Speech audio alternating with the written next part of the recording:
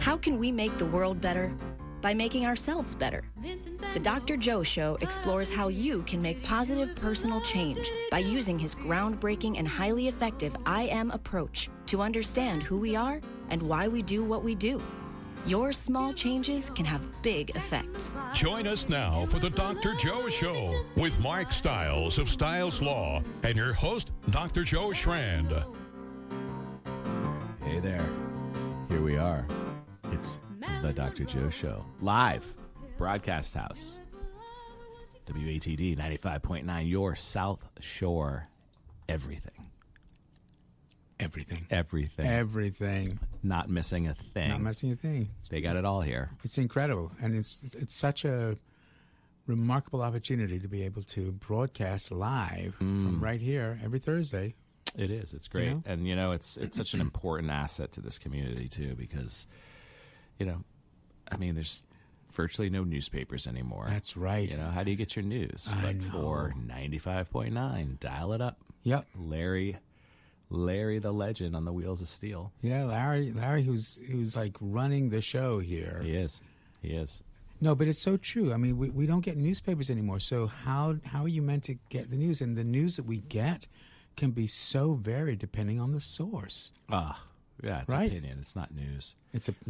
Which is why I love this station so much, because it give me the facts. I just want the facts. Yep. Let me make my own opinion. Yeah. Yeah. It's a remarkable thing because I think there isn't that cohesion anymore with the news. It feels like, what do you believe? And who do you believe? And how do you believe? And, having an opinion is critical, but it has to be based on what? What's the information that you're getting? Yeah. So it's a tough one. The agenda of those that are pushing that information to you, and it's so different too, right? Depending on where you're getting that information, and believable. Yeah. Yet, how can one person be watching one channel and another person be watching another channel and be receiving the information completely differently? And how do you think that contributes to the stress and conflict that we have in the world, which is exactly part of what your mission seems to be now, is to help resolve at least those interpersonal conflicts between one person and another, as opposed to what I'm trying to do with you is solve the world's problem at this global level. But we're having this global stress response, so it's not a surprise that it's hard to know who to trust. That is part of what stress creates in one. Cortisol is the main neurohormone of stress. It's not even a neurohormone. It's triggered by a chemical in the brain. And then the cortisol is released from a little gland on top of your kidneys and just sends this message all the way through. Danger. Which is important. Absolutely. It's about survival. Right? But too much of it is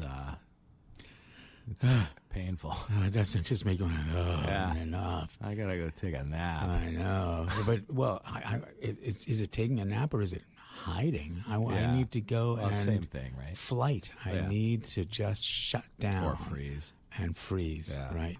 Yeah. Freeze. But there's a neurochemistry to it, right? So we can talk about that. Cortisol blocks dopamine, which is the neurohormone of pleasure. Cortisol blocks oxytocin, which is a neurohormone of trust. So it's not surprising that in a stressful situation, hard to feel any pleasure, and who do you trust? Right. But what happens when you multiply that by how many billions of people are in the world? Chaos. Oh, God. Chaos. And I've just been experienced this little taste of it over the last few days. It's been really weird. I don't usually get anxious. I'm not exactly sure why I'm experiencing it. I know that what you think affects what you feel. So I'm exploring, okay, so what are the thoughts? Is it that I didn't file my taxes until the last minute? Is that enough to stress me out? It's been really fascinating, though. It is enough. Yeah. Yeah, I guess. But, boy, it's been really an interesting experience. I don't know whether there are anybody who's listening there who's also feeling this sort of stress world right now. Well, it's also a seasonal thing, right? Mm. So the seasons are changing, and, it affects moods, right? Absolutely. And it affects the people around you, right? So you might be taking on some contagion of how other people are feeling. IC domain. That's true. Might not be triggering exactly the way it should be. Right, and mirroring other people's anxiety and depression. You might not be stepping back and looking again. Yeah. You might actually be mirroring, like you said. Yeah. And it might be triggering you into something that is not customary. Yeah. It's it does. I must admit, it gives me an even deeper appreciation. I've always appreciated what my parents. Well, now there's a little Freudian slip for you, the listeners. No, but I've always appreciated what my patients about your experience. mother. Thank you so much. But to understand, imagine living in that world of anxiety where you just feel like you just want to run away. Yeah. I was listening to a book one time, and they described it as this. It feels like somebody's breaking glass next to you constantly. Like a glass is breaking next to you. Like, that's not a good feeling. No. I see it in one of my dogs. One of my dogs are very anxious, and I'm like, oh, poor puppy. Like, that's not a good feeling to always be on edge, right? It's good for evolution, right? You got to make sure that, that saber-toothed tiger, you got to be looking out for it. But when it's that constant, like, it's fatiguing. It's exhausting. It's so exhausting to think that there's always that saber-toothed tiger right around the corner. Yeah. And so you're not sure you want to walk around that corner. Yeah. Should you then pick a different corner to walk around, but then you don't know about that one? Right. Well, what was your acronym? We talked about this a lot during COVID, right? A lot of people were experiencing heavy doses of anxiety, and we had the 4 R's, right? Recognize, rate, remember, reflect. And I think that's so important. So let's break those down. Recognize. Yep. Right. Step 1 is like, okay, this feeling that I'm having right now. Yes. Is anxiety. Yes. Like, it's not my normal state. Right. I'm not in a really dangerous place, but I'm in a state that is not normal. Yep. Recognize. And recognition is a prefrontal cortex function. So what does that mean? When you recognize something, you've automatically shifted your brain away from where the anxiety is being created. You're recognizing, whoa, that's this feeling of anxiety. So you recognize that it's happening. And sometimes you can't recognize it, right? Because it's happening to you, and you're not stepping back. You're sitting with it. Absolutely. But the recognition is noticing what's changed, right? So what has changed in your body, in the experience, that that you're identifying anxiety? Your heart rate may be changing. You may be getting this sort of weird, like, feeling in your chest, almost like where your esophagus might be dripping down into your gut. You may start feeling really tense. Your breathing may change. You may get the cold sweats. You may feel sick to your stomach. These are the things you recognize. And all of those things are your biological domain of your I am responding to something that you may have perceived or think you have perceived. That's the key. In the home or social domain. And then your IC activates. I need to do something. And your biological domain responds the way it has responded for billions of years. It is the stress response, the acute stress response, that feeling you get when you're about to cross the street and you hear a car approaching but you can't see it, and boom, your whole body activates. That's anxiety. You recognize that you're anxious. And then, as soon as you do that, you do the second step. You rate it. Where am I? 1 to 10. Between 1 and 10. And notice we never say a 0. Right. Because human beings are never a 0. We're always a low-grade anxiety. It's called vigilance. We're aware of our surroundings. It's just the way we have survived. It doesn't need to overwhelm and overtake you. But you rate it. And I got to tell you, the other day, I'm rating my anxiety. I'm thinking, this is about as close to a 7 or 8 as I've ever been in my life. Turn it to 11. What is going on here? You know, it's like shifting almost into that panic. And then I start thinking, okay, well, I know that if this keeps going on, it's gonna, I'm not going to be able to sleep tonight. I'm going to like wake up in the middle of the night and like I'm going to have a panic attack. And then you're thinking. What is a panic attack? Is that a high, like an overdose of anxiety? Is that what it is? Yes, it's an absolute overdose of anxiety where nothing matters except survival. And it is this overwhelming feeling. And it is a crippling and a horrible feeling to be so anxious that you are now in a panic mode. You are in that, not even fight, flight, freeze anymore. You're just totally. Your body almost, it's out of control, right? Yeah. And your body's almost shutting down, isn't it? Absolutely, because this is part of how you survive. But the most important part about that is I don't want to get shut down on my radio show with you. So we're not going to perceive the anxiety, but instead we are going to begin managing it by taking a commercial break and hearing from our calm sponsors. Larry, let's take a break.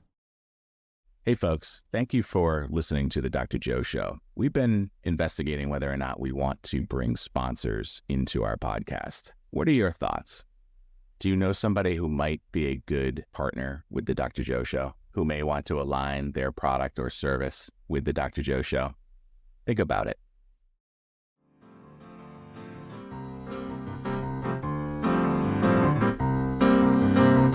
We'll take it from here, Larry. Thank you, Larry. Welcome back, folks, to the Dr. Joe Show. We're halfway through the acronym, or not the acronym, but the 4 R's of how to manage anxiety. That's right. The first R is to recognize that it's happening. Just recognize it's happening, and you'll notice all those different changes in your body. Yeah, the awareness of it, right? Mm-hmm. That'll, in and of itself, start to temper. Yeah. And then rate it. Where am I? That's right. On the scale from 1 to 10. Yep. And unless you're having a panic attack, you're not going to be a 10. Right. I mean, panic attacks are real. And it is a 10, doesn't last forever, but it's awful.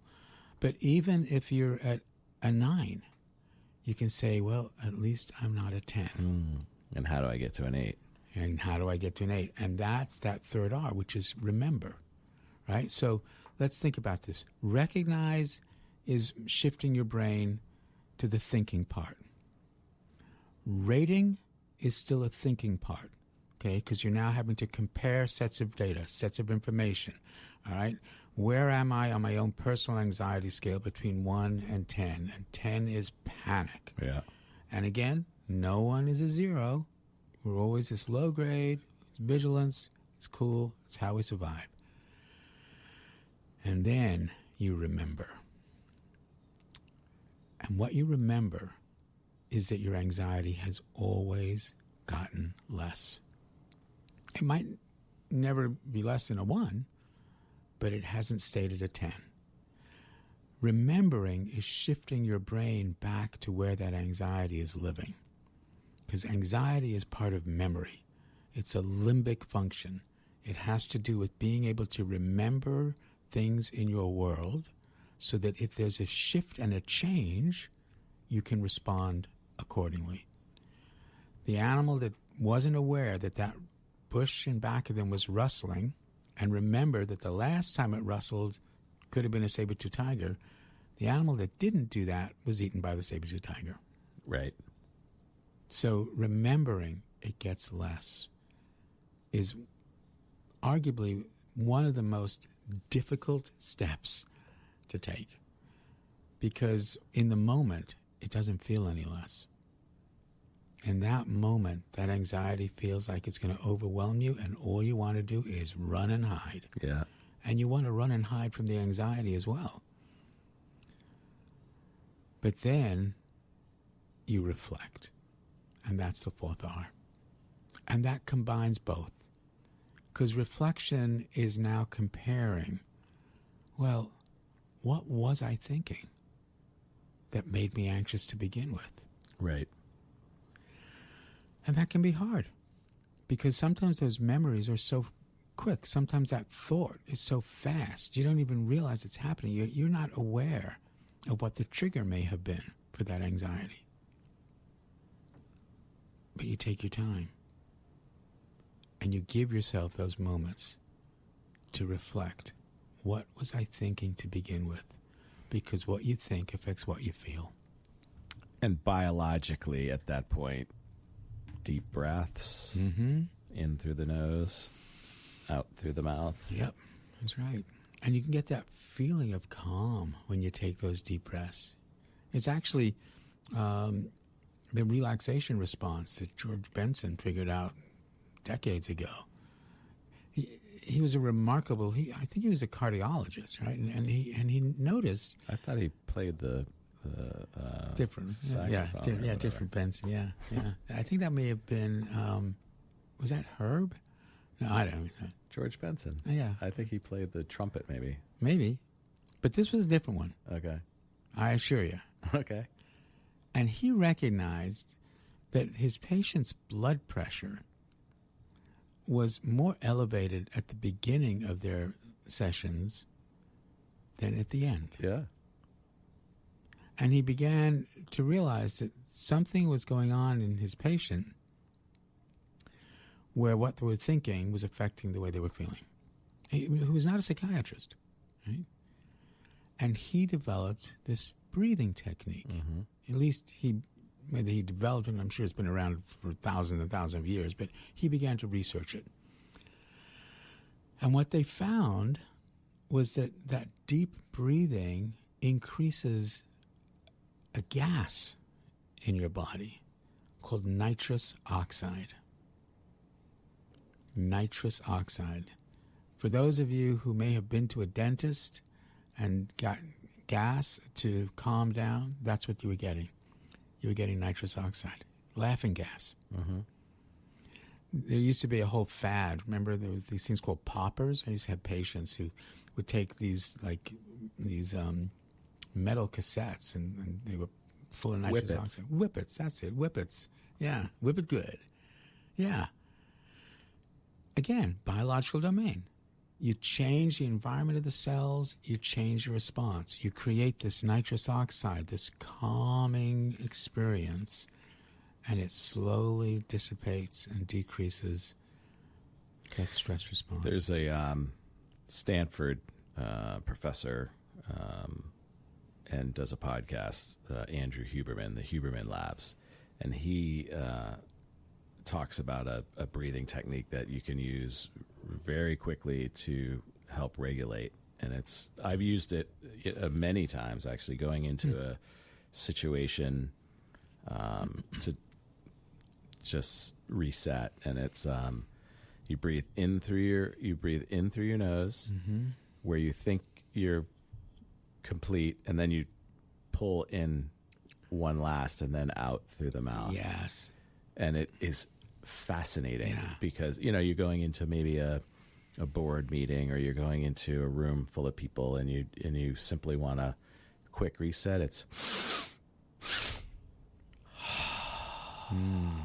and it's fat. Like, I could just feel it through my legs right there. Yeah. Like it is a calming sensation that, and the way he encourages people to do it, it's like you're walking down the hall.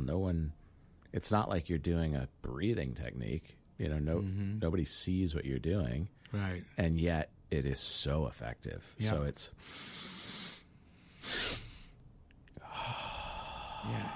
It's this fascinating feeling, isn't it? That extra little breath, and somehow your whole lungs and everything just seems to. But it's like a calming right through your entire body. Like you could feel it through your arms, your fingers, your legs. Like it's really interesting, and unfortunately, I forget to do it sometimes. But you don't think sometimes you just do it without even realizing you're doing it? Well, not the second. Pull, Yeah. You do the breathing sometimes simply, out of, biological necessity, right? Like, oh, right, let's go. But that pulling it all the way to where you think you're at capacity, and then pull a little bit more, and then let it all out your mouth, it is super effective. It's a simple technique. It is a simple technique, and it can be done in the car. It can be done walking down the street. It can be done everywhere. And that can be a small change with a big effect. Yeah. I mean, that's what the IM is saying, right? You make that small change in the biological domain, you can have that profound effect through the rest of the whole system. And then you can be at a different IC. You can respond differently in your home or social domain. You can begin to reflect more. Why was I anxious to begin with? What was going on? Because what you think affects what you feel. You think about something happy, you feel happy, sad, you feel sad, anxious, you feel anxious. And if you think your anxiety is never going to go away, Mark, what do you think happens to anxiety? It doesn't go away. How cool is that? Yeah. That's how powerful your brain is. That's how cool it is. If you think anxiety is never going to go away, don't be surprised if you remain anxious. Right. That's how powerful your brain is. You know, that reframe can just sort of blow people away because they think, it's never going to go away. How cool is that? You're right. It hasn't. You're in control of it more than you realize. You may not be in control of the trigger. No. But you are absolutely in control once that trigger has occurred. And then later you can reflect. What was I thinking? And that actually gets into deeper psychotherapy, where you begin to really look at what was going on in my life way, way, way back when, that this ancient limbic memory got triggered, and I thought that I was going to be eaten by a saber-toothed tiger. Yeah. Yeah. And, you know, for me, as I reflect on it, it has something to do with wanting to be sure that I am seen as a helpful person, a successful person. Maybe not success. Success isn't even the right word. But sometimes I feel that I'm just not doing enough. That, you know, I could be helping more. And sometimes I feel like I honestly don't want to do anymore. At what point, though, right? So it's that is that the burden you carry becomes heavy, and then you say, well, I'm not gonna do this anymore. Yeah.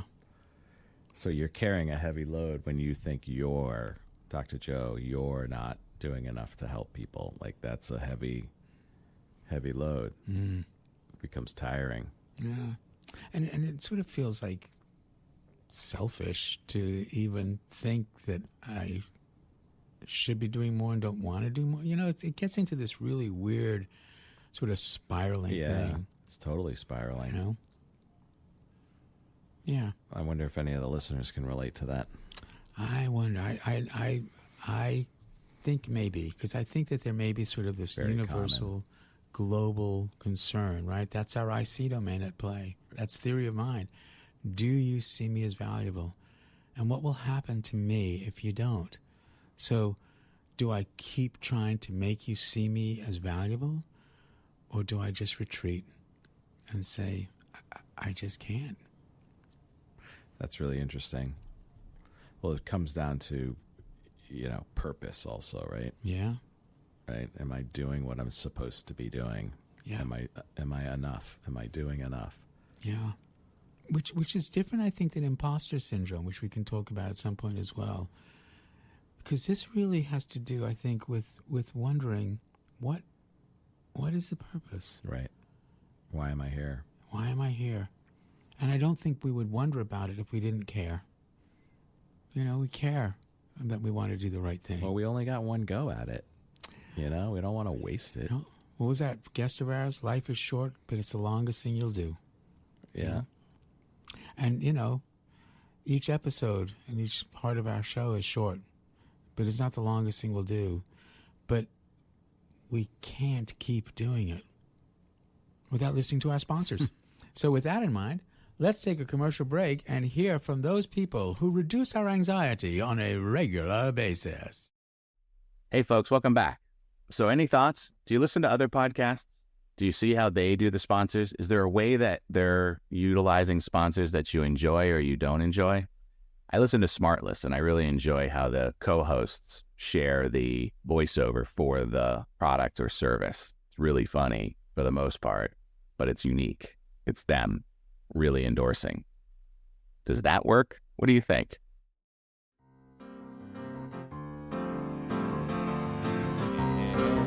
We are back with the Dr. Joe Show here at 95.9, your South Shore everything. Yeah, and we appreciate the listeners who are texting in. You are not alone. You are not alone. And I think, that is part of what anxiety can do, is make you feel you're so alone.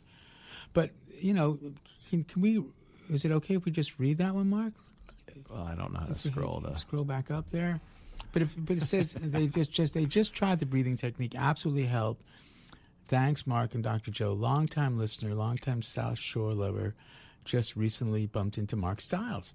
Wow. Yeah. And recognize you by your voice. It is a very, the velvet. Yeah.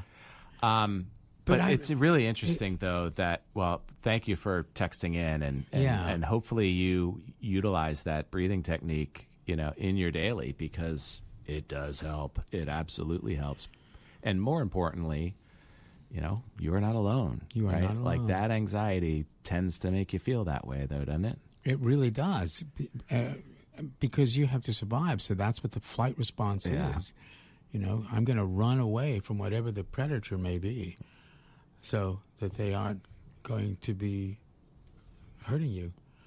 Do we have a caller calling in? I'm not sure. No, Larry looks like maybe it's for Larry. Active tonight. It's very active. Well, you know why? Because it's common. I think we're tapping into something that the whole world is experiencing right now. And I think for me personally, with the I am approach, I know it's the best we can do, but I got to tell you, Mark, sometimes it makes me so sad to think how many people are suffering out there right now.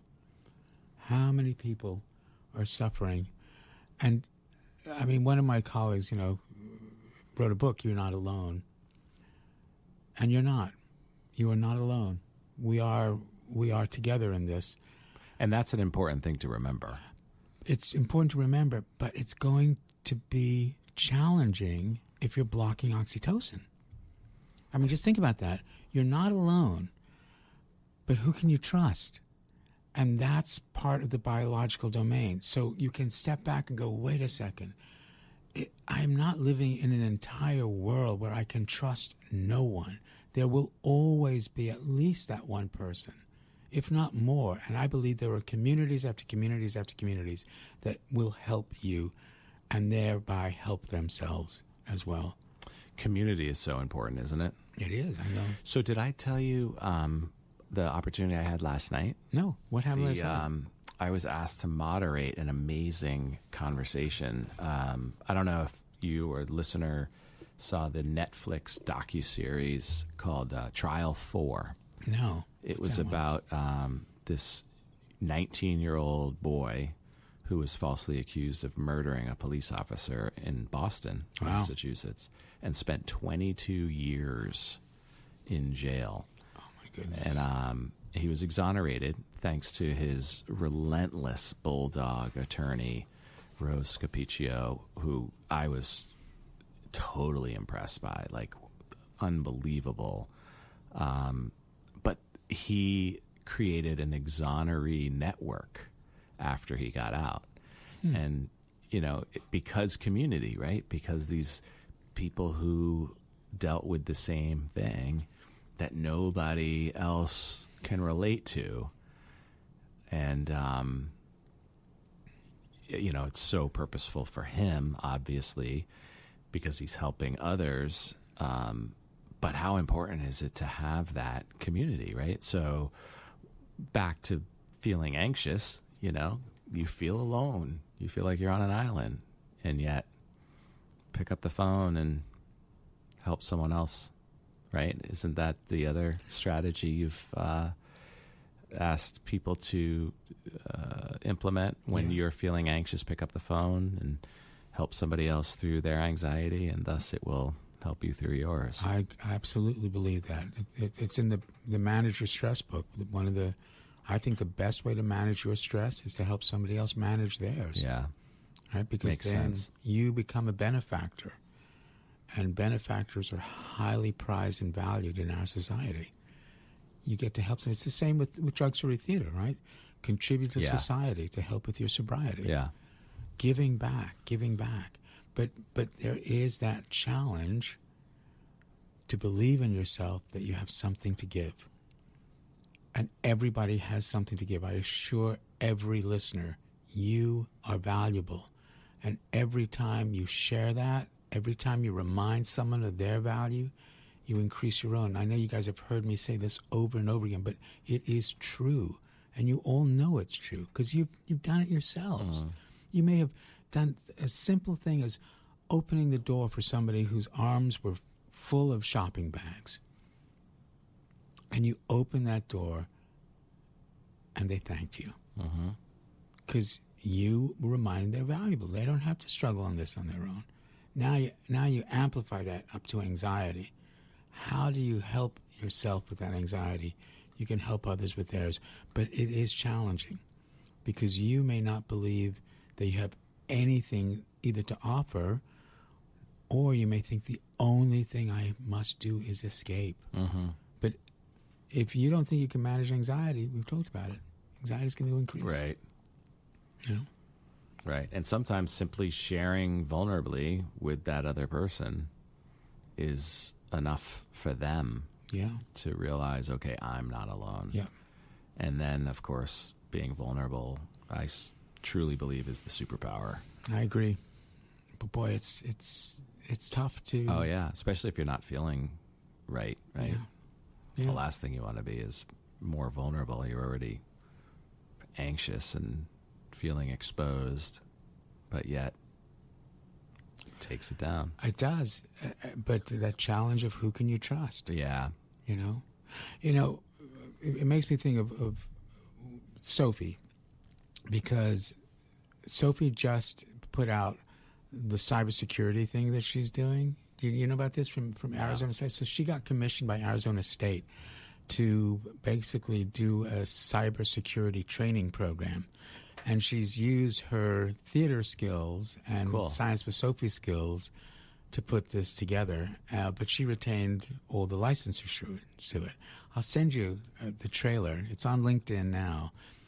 But it is fantastic. But what's it really saying is that an organization has to protect themselves as well. That there are dangerous, bad actors out there.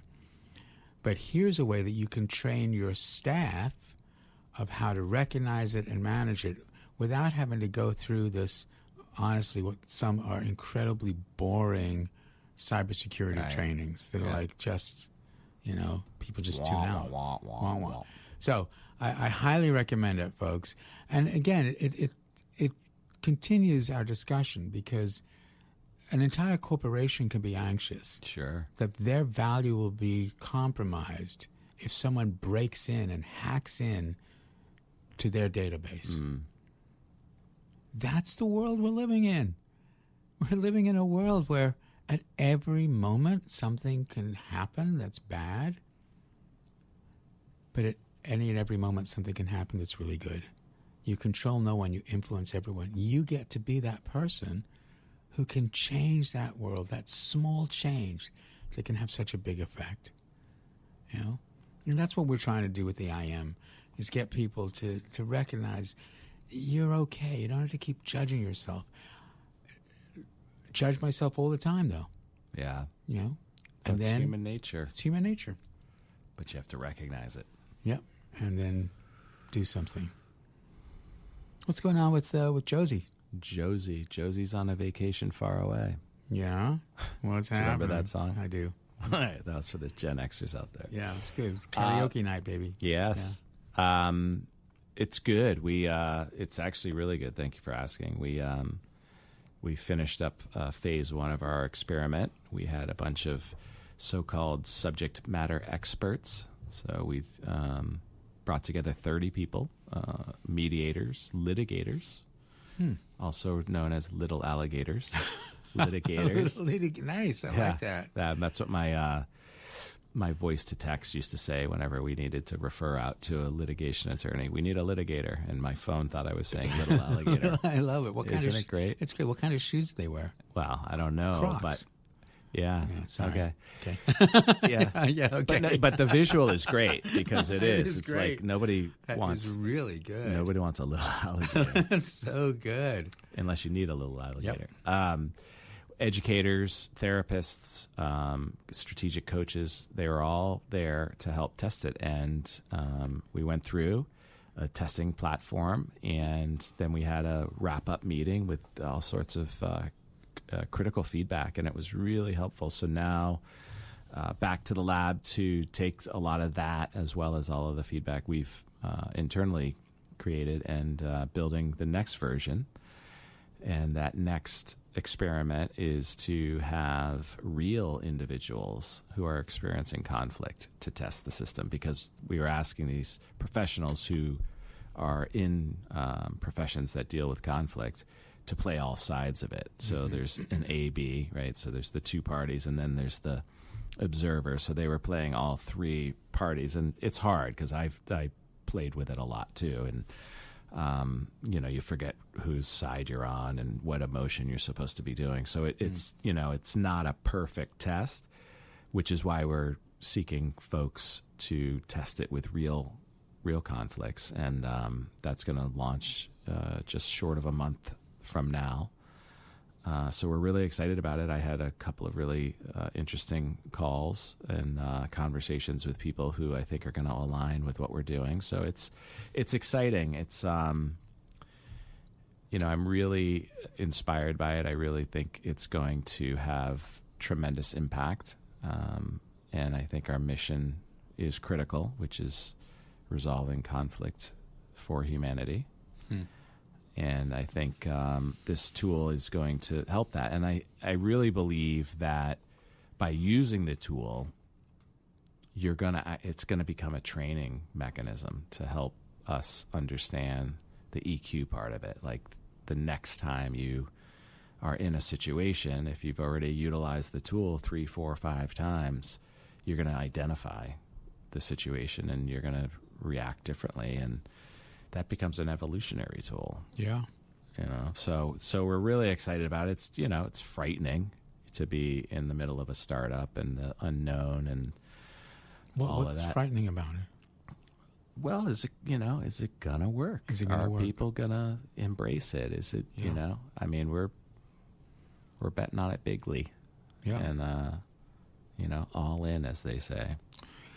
So that's scary in and of itself. Great tool, to resolve conflict. And one of the ways that you and I resolve conflict is by not creating conflict, by not going too far over the quarter instead of listening to our sponsors. Yeah. So, because they have a lot to offer to resolve all sorts of things. So let's take a commercial break. We'll listen to our sponsors, and we'll be back to talk about conflict resolution. Hey, welcome back. And again, we're super grateful for you listening to the Dr. Joe Show. If you have anyone that you think might be a good sponsor, shoot us an email at drjoepodcast@gmail.com. DRJOE podcast@gmail.com. Give us your thoughts about the show, too. We're wondering, are we talking to the trees, or are people really gaining value in this? Please let us know. Thank you again, and enjoy the rest of the show.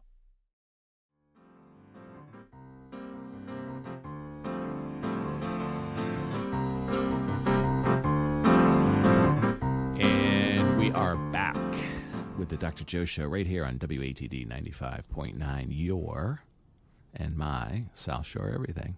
Yeah. Everything you need. Because you got Larry here. You got Larry. And we got all sorts of wonderful people. We're talking about conflict resolution. Yeah. And Mark's new startup that at some point it could really change the world and the way people manage That's the conflict. goal. That is the goal.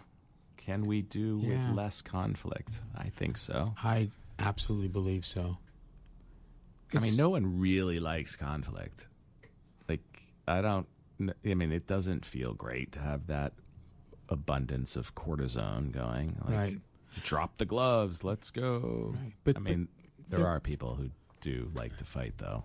Yeah, and I think that we as a species enjoy controlled conflict. I mean, when you go to a sports event, that's conflict, right? But it's in a setting where there's an expectation that these two teams will go after each other, or two individuals will go after each other. But it's tapping into that deep part of who we are as human beings. You know, the competitive... Primal. Yeah, the primal competitive. And then we evolved the cooperative. I don't think we started off cooperative. We had to evolve that, which for me sometimes just makes it feel so daunting. That's what we're going up against. Right. And I do believe that we're moving toward a cooperative environment. I think the generations coming up are not in favor of the conflict. I don't think they see the competition as the path to success. I think they see the open source of things, right? So, you know, you start to talk about what's happening in technology and the sharing of ideas and the building on top of each other's ideas. And, you know, when I talk like this, you know, even I start to feel Pollyanna, rosy glasses, and I think there is a future of cooperation versus competition. And I absolutely agree with you. There's no question. And yet there are those kids who've grown up in different worlds where all they knew was war. Yeah. How are they meant to change their world where that's what they grew up with? They can, and I believe that we can. And I agree with you, Mark. I think that we are on this cusp, but there's going to be a group of people, there always will be a group of people who want more than what somebody else has. Yeah. How do we manage them? We can't just lock them away, you know? Well, there's definitely a healthy balance, right? I think technology is going to help with this, though. I think it's going to allow everyone to level up and have a much more equal share of things. Time, which I think is the most important of all resources. I don't think there's going to be the need for, you know, the grind, if you will. So we'll be giving people that opportunity, which is a little different than allowing them. You know what I mean? Did I say allowing? Yeah, it's okay. I did. It's part of our vernacular in our world. Yeah. When we say that, and we don't even realize the sort of power differential that word creates. Well, I'm going to allow you to do this. What we really, the word is being used in the context of encouraging. Right. And I understand that, but I want to be sure that people feel encouraged, that you're going to have an opportunity here. And really, Mark, what you're doing with using technology to help create a platform where people can come in and resolve their conflicts, that's huge. It is. It's huge. You know? It's scary. Yeah. Throw a little more weight on my shoulders. Yeah, you got it. Yeah. I'm happy to. Strong knees. I'm happy to. Let me just pass this over. But again, it's that I am approach. It's the idea that, you know, we're doing the best we can. If we don't like it, we can change it. How can we help each other do that? Yeah. And we've been watching these heartbreaking but incredibly inspiring videos of these folks coming home, who returning home, and the people around them who love them and grab them, and, yes, it's and the awesome. Screaming and the crying and yet what did they experience? I know. How are they going to come to terms with that? I know. What did they experience? And, you know, we live in a world right here in WATD where we may be a little bit removed physically from those wars, but I don't want anybody to think that they don't affect us. Mm-hmm. We're still affected and impacted. We live in this world right now of a cortisol response, and we have to recognize that so we can step back from it and realize that's not the world that we need to continue in. We can create a different world. We know how to do it. We can recognize what the biological domain is doing in the response. Now let's look and say, how do we resolve this? And that's part of things that you're going to be doing, Mark. You're helping to resolve conflict, and that will reduce the cortisol response, and people will feel some joy again and some trust again. It's pretty cool, man. That's the path. That's the plan. So, Dr. Joe, small changes have big effects. Yep. What small change can you recommend to our listener? I recommend that you reflect and recognize and rate and remember. Do these things. You are allowed to experience stress. You see how I use the word? You are allowed to. Yeah. Because I'm not going to encourage you to experience stress. This really is part of the thing that we do. We have a world. But once you recognize that, you really can do something about it. And once you understand that there's a biological component to it, you can do something even more. Because you change the environment of that biological cell, you're going to change its response. That's what cells do. And we are a collection of cells. So just recognize, rate, remember, reflect. There's a blog on Psychology Today, a simple technique to manage anxiety. You can go read it. Great, people. Type in my last name, Shrand, S-H-R-A-N-D, and then the words manage anxiety, and it'll come right up. I've forwarded that to a lot of people over the years. I appreciate it. How about you, Mark? Small changes can have big effects. What small change can you recommend to our listeners based on our topic? When in conflict, and you know you're in conflict, step back and think, maybe I'm wrong. Maybe I'm wrong. It really helps you in conflict because maybe you are. Maybe you're not, and you have the right to decide afterwards that you're not. But to sit back and think, maybe I'm wrong, I'm going to listen. And I think that's very helpful. Yeah. Maybe I'm wrong. Yeah. A challenge, but it gets you to the prefrontal cortex. It absolutely does. And it's only a challenge if you fear then that you're going to be taken advantage of because you're all of a sudden more vulnerable. But that vulnerability can be powerful. Super powerful. It really is. And you might be the reason that you exit the conflict. Yeah. And I think, also conflict implies anger, not just anxiety. And anger is an emotion designed to change things. So if you are feeling angry, the first thing to do is recognize it and wonder, what do I want to see different? Right. And then you can do the same for the person who's also conflicting with you. What do they want to see different? So that small change can have a big effect. You control no one, you influence everyone. You get to choose the kind of influence you want to be. Mark? What kind of influence? So that's a heavy one, Dr. Joe. Yep. I would like to be someone who inspires others to take risk, to take chances, to do big things. That's what I would like to do. What about you, Dr. Joe? Well, first, let me just comment that you have done that for me because you have helped me take big chances. Good. Yeah, I think the Dr. Joe Show is a huge chance. What are we trying to do? And that leads to my answer. What I'm trying to do is influence people to realize that they're not broken and that they're okay. And once you begin to recognize that you're in an I am, that you're at your current maximum potential, doing the best you can, but with the potential to change, you don't need to be scared anymore. You don't need to be angry. You don't need to be depressed. You can reflect.